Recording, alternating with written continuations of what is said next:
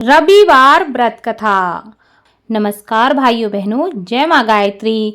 आप सभी का मेरे YouTube चैनल शुभकर माही अष्टो में स्वागत है। आज के इस वीडियो में सुनेंगे रविवार की व्रत कथा।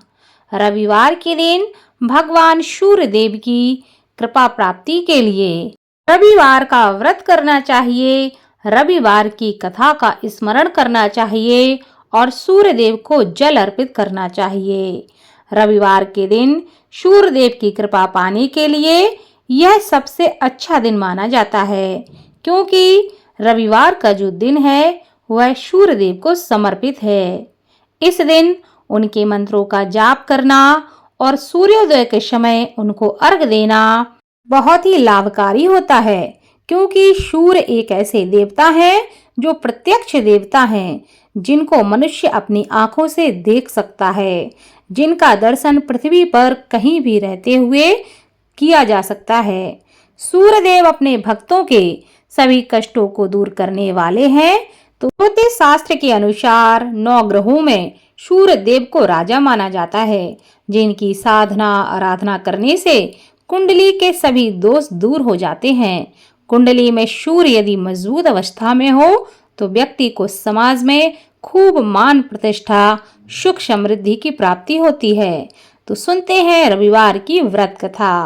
पौराणिक कथा के अनुसार प्राचीन काल में एक बुढ़िया रहती थी। वह नियमित रूप से रविवार का व्रत करती थी। रविवार के दिन सूर्योदय से पहले उठकर बुढ़िया स्नान आदि से निर्वृत्त होकर आंगन को गोबर से लीपकर स्वच्छ करती थी। उसके बाद भगवान सूर्य की पूजा करती और रविवार का व्रत करती।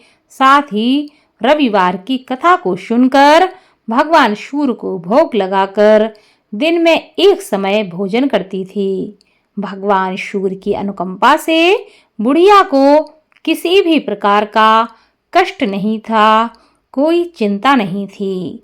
धीरे धीरे उसका घर धन धान्य से भर रहा था।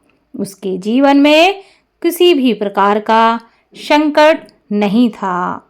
उस बुढ़िया को सुखी होते हुए देख उसकी पड़ोसन उससे जलने लगी।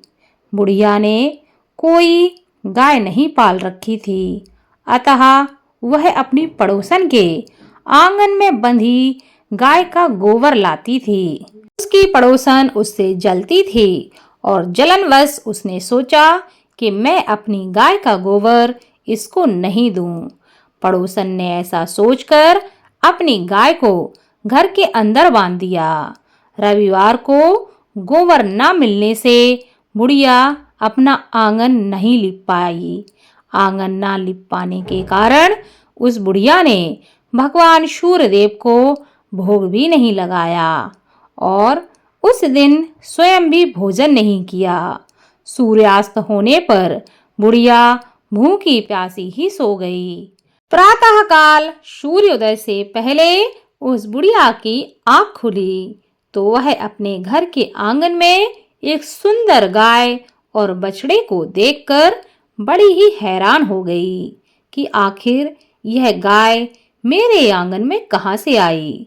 गाय को आंगन में बांधकर उसने जल्दी से उसे चारा खिलाया। पड़ोसन ने उस बुढ़िया के आंगन में सुंदर गाय और बछड़े को देखा तो वह उससे और भी अधिक जलने लगी। तभी गाय ने सोने का गोबर दिया। गोबर को देखते ही पड़ोसन की आंखें फटी की फटी रह गईं। पड़ोसन ने उस बुढ़िया को आसपास ना देखकर तुरंत ही उस गोबर को उठाया और अपने घर लेकर भाग गई तथा अपनी गाय का गोबर वहां रख आई, ताकि बुढ़िया को यह पता ना चले कि उसकी गाय सोने का गोबर देती है। सोने के गोबर से पड़ोसन कुछ ही दिनों में धनवान हो गई। प्रतिदिन वह यही करती कि अपने गाय का गोबर पड़ोसन की गाय से बदल देती, ताकि बुढ़िया को पता ही ना चल सके कि उसकी गाय सोने का गोबर देती है। गाय प्रतिदिन सूर्योदय से पूर्व सोने का गोबर किया करती थी और बुढ़िया के उठने के पहले पड़ोसन उस गोबर को उठाकर अपने घर ले जाती थी। बहुत दिनों तक बुढ़िया को सोने के गोबर के बारे में कुछ पता ही नहीं चला। बुढ़िया पहले की तरह हर रविवार को भगवान सूर्यदेव का व्रत करती रही और कथा सुनती रही। लेकिन भगवान सूर्य को जब पड़ोसन की चालाकी का पता चला तो उन्होंने आंधी चलाई। आंधी का प्रकोप देखकर बुढ़िया ने सोचा कि आज तो आंधी इतनी तेज है, गाय को बाहर कैसे छोड़ूं। तो बुढ़िया सोचने लगी, क्यों ना आज गाय को घर के अंदर ही बांध लूं, ताकि इस आंधी तूफान से मेरी गाय बची रहे। गाय को बचाने के लिए, उसकी सुरक्षा के लिए बुढ़िया ने उस दिन गाय को अपने घर के अंदर ही बांध दिया। जब वह सुबह उठकर देखती है तो बुढ़िया चौंक जाती है, क्योंकि वह देखती है कि गोबर सोने का है। वह आश्चर्य में पड़ जाती है कि यह गाय तो सोने का गोबर देती है। उसे बड़ा ही आश्चर्य होता है। उस दिन के बाद बुढ़िया प्रतिदिन गाय को घर के अंदर ही बांधने लगी। सोने के गोबर से बुढ़िया कुछ ही दिन में बहुत ही धनी हो गई। उस बुढ़िया के धनी होने से पड़ोसन बुरी तरह जल भुनकर राख हो गई। पड़ोसन ने जलनवश अपने पति को समझाकर राजा के पास भेज दिया कि राजा से कहकर आओ कि मेरी जो पड़ोसन है उसके पास एक ऐसी गाय है जो सोने का गोबर देती है और वह गाय बड़ी ही सुंदर है। जब राजा को यह सब पता चलता है तो राजा उसे देखने के लिए आता है। राजा देखता है कि गाय तो बहुत ही सुंदर है, साथ ही जब वह यह देखता है कि गाय तो सोने का गोबर देती है तो राजा के आश्चर्य का ठिकाना ही ना रहा। बुढ़िया राजा से प्रार्थना करने लगती है कि हे महाराज, इस गाय को मुझसे ना लो, क्योंकि इस गाय को मुझे स्वयं भगवान सूर्य ने दिया है। मैं इसके बिना कैसे रहूंगी, मेरा जीवन यापन कैसे होगा।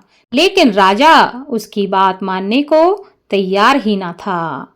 उधर भगवान सूर्य को भूखी प्यासी बुढ़िया को इस तरह प्रार्थना करते देख उस पर बड़ी ही दया आई। उसी रात भगवान सूर्य ने राजा को स्वप्न में कहा कि हे राजन, बुढ़िया की गाय व बछड़ा तुरंत लौटा दो, नहीं तो मैं तुम्हारे साम्राज्य को नष्ट कर दूंगा, तुम्हारा महल नष्ट हो जाएगा। भगवान सूर्य के स्वप्न से बुरी तरह भयभीत होकर राजा ने प्रातःकाल उठते ही गाय और बछड़ा बुढ़िया को लौटा दिए। राजा ने बहुत सा धन देकर बुढ़िया से अपनी गलती के लिए क्षमा मांगी। राजा ने पड़ोसन और उसके पति को उनकी दुष्टता के लिए दंड दिया।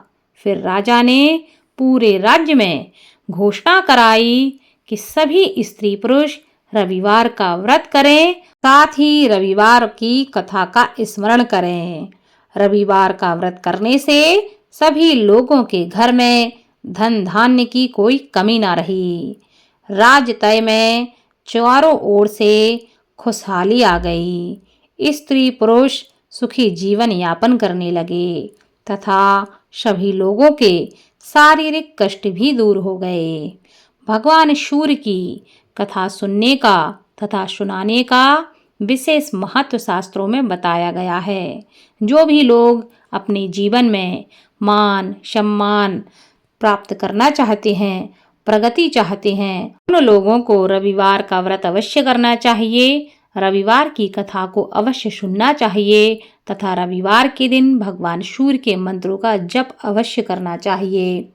साथ ही रविवार के साथ साथ अन्य दिनों में भी भगवान सूर्य को प्रतिदिन जल जरूर चढ़ाना चाहिए। ऐसा करने से जीवन में सुख संपदा की कमी नहीं रहती, जीवन में प्रगति, मान सम्मान की प्राप्ति होती है। बोलो भगवान सूर्य की जय।